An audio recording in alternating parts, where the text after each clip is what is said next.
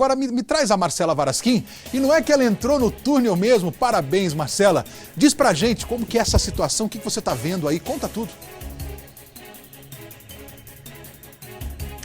Pois é, Matheus, a gente conseguiu entrar aqui no túnel, é bem apertado, tem 1 metro mais ou menos de altura, por isso a gente tem que ficar bem espremido aqui, bem agachado, e a gente consegue ver tudo o que eles construíram em 3 meses. 16 criminosos participaram da construção desse túnel em aproximadamente 3 meses, que é o período que eles ficaram alugando essa casa. A gente consegue ver aqui dentro do túnel os materiais que eles utilizavam. Tem esse carrinho aqui que eles utilizavam para transportar os materiais que eles traziam até aqui. Tem também essa barra para sustentar esse teto aqui, que é para evitar que a terra caia, né? Então a gente está aqui bem embaixo desse teto construído para evitar que esse túnel desmorone. Aqui tem uma profundidade bastante grande também, de aproximadamente 500 metros, e a gente consegue ver que é praticamente um trabalho de engenheiro. Tem até a fiação elétrica toda montada,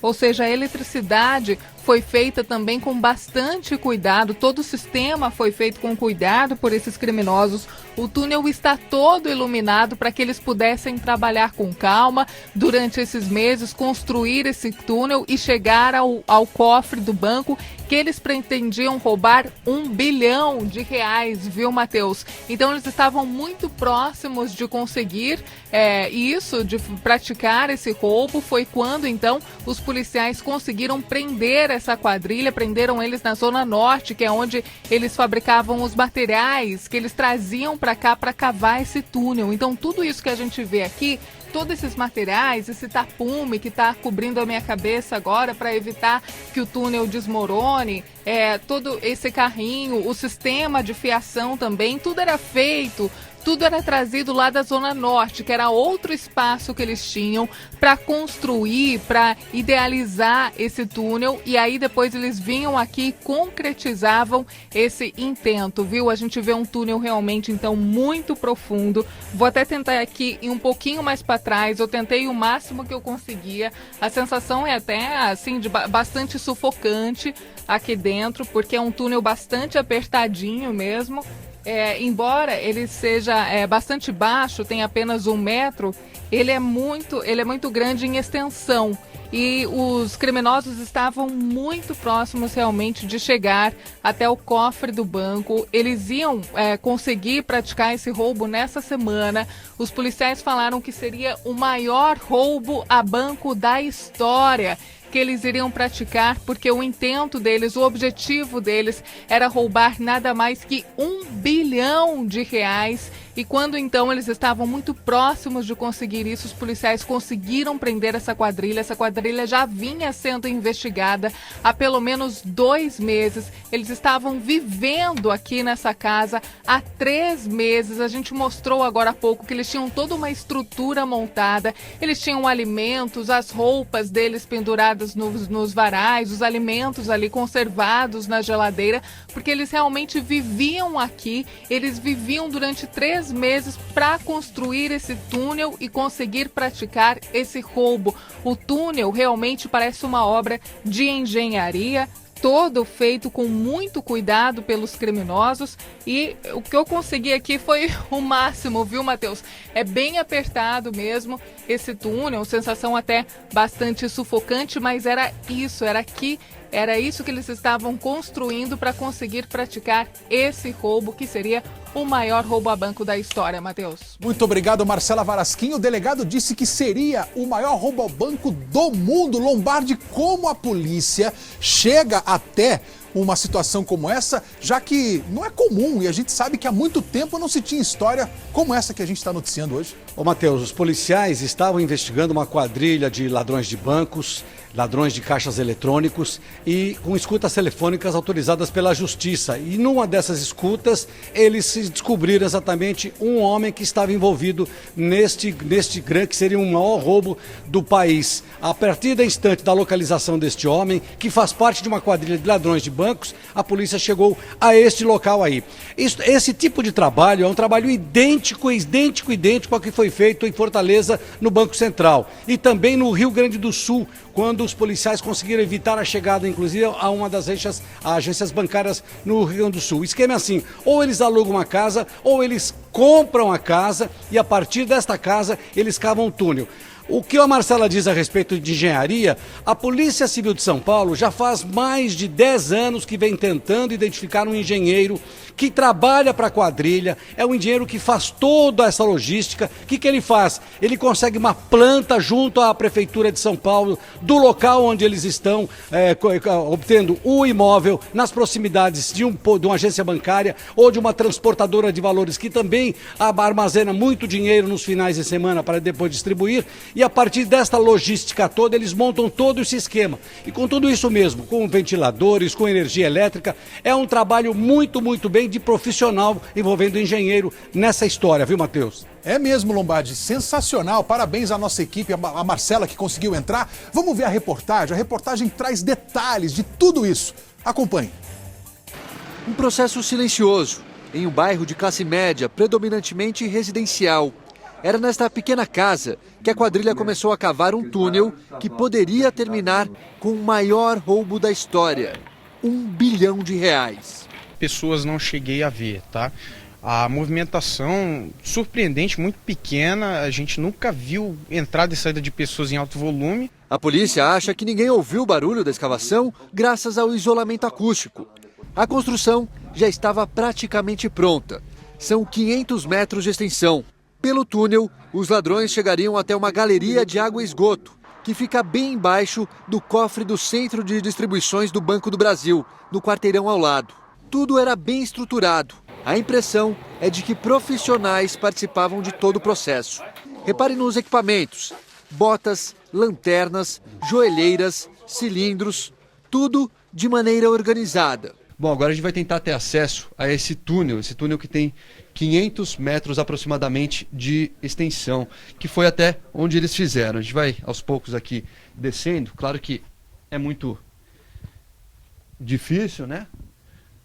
Mas a impressão que a gente tem é realmente de uma obra, como se um engenheiro tivesse chegado aqui e começado a fazer essa obra. A gente vai descendo aos poucos, olha só.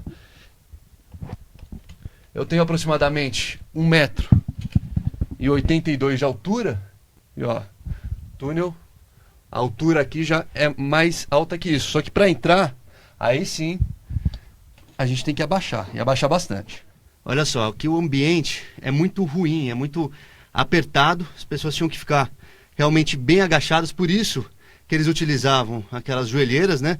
Para que eles pudessem ficar mais ou menos nessa posição e assim ir escavando. Claro que a gente não pode ir até o túnel, até porque, segundo a polícia, os próprios ladrões, os criminosos, não fizeram o roubo mais cedo por conta da chuva. Choveu muito, então existe aqui o perigo de desabamento.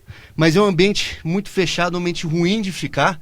Imagine que esses criminosos passaram dias aqui, aproximadamente 3 meses. Segundo a polícia ainda, um investimento para fazer essa obra e também o aluguel da casa, tudo isso, os criminosos investiram aproximadamente 4 milhões de reais. Claro que o objetivo era o cofre do Banco do Brasil e dentro desse cofre existia aproximadamente R$ 1 bilhão. Como ficaram no local durante dias e tinham a intenção de ficar mais tempo, muita comida foi encontrada no congelador, além dos colchões, para que pudessem descansar. Um sistema de monitoramento montado pela quadrilha também foi encontrado.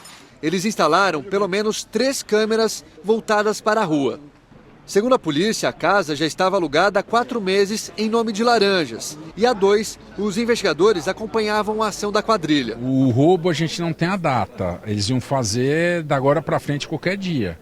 A gente acredita que seria no final de semana. Mas para não correr risco, nós achamos por bem startar hoje a operação e prender 16 bandidos. Os 16 presos não estavam na casa, e sim neste galpão na zona norte de São Paulo, a cerca de 30 quilômetros do local. Aqui, segundo os policiais, era fabricada toda a estrutura usada no túnel. Repare nas barras de ferro. Trilhos também seriam fabricados, e até mesmo este carrinho, que serviria para o transporte da terra, retirada durante a escavação, e também depois para transportar o dinheiro.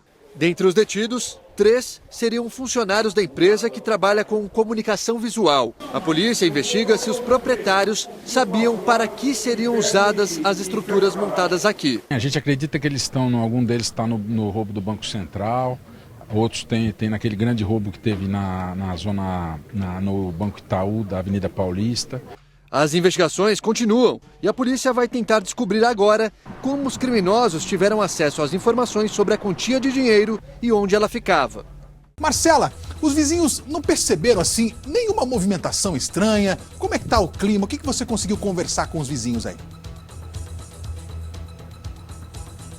Pois é, Matheus, a gente está aqui há algum tempo já em frente à casa, já conversei com alguns vizinhos, o que eles me falaram? Que sequer desconfiavam, eles não ouviram, ou seja, os criminosos, eles cavaram esse túnel, eles fizeram esse túnel, os vizinhos não ouviram absolutamente nada e eles falaram também que mal conheciam essas pessoas que alugaram essa casa. Então, eles falaram também que esse portão não havia aqui antes, ou seja, esses moradores alugaram essa casa há cerca de 3 meses para morar aqui, para fazer a escavação do túnel, e antes deles alugarem não havia esse portão. Então, eles colocaram esse portão e depois realizaram o aluguel dessa casa. O que a gente vê aqui também?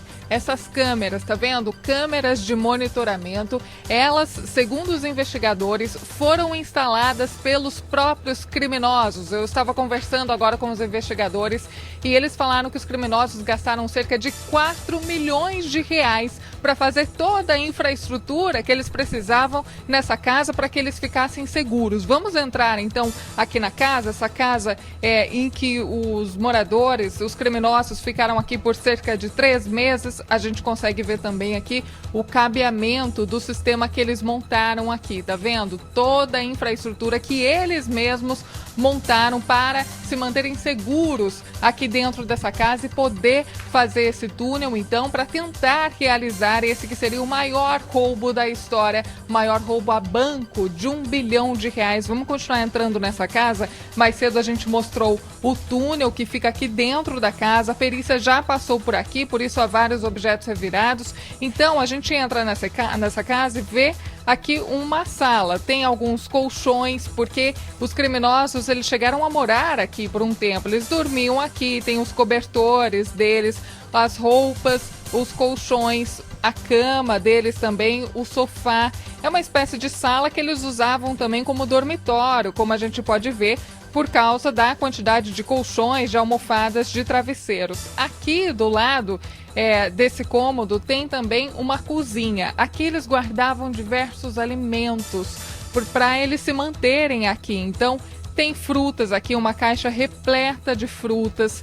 Tem vários pães, tortas, bolos também em cima de uma mesa. Esse armário também, onde eles guardavam panelas, potes, as geladeiras, enfim, toda a cozinha montada, toda a infraestrutura montada para que eles vivessem aqui, escavassem esse buraco durante 3 meses e tentassem praticar esse que seria o maior roubo a banco da história. Matheus. Muito obrigado, viu, Marcela? E as imagens mostram o exato momento em que os rapazes foram presos.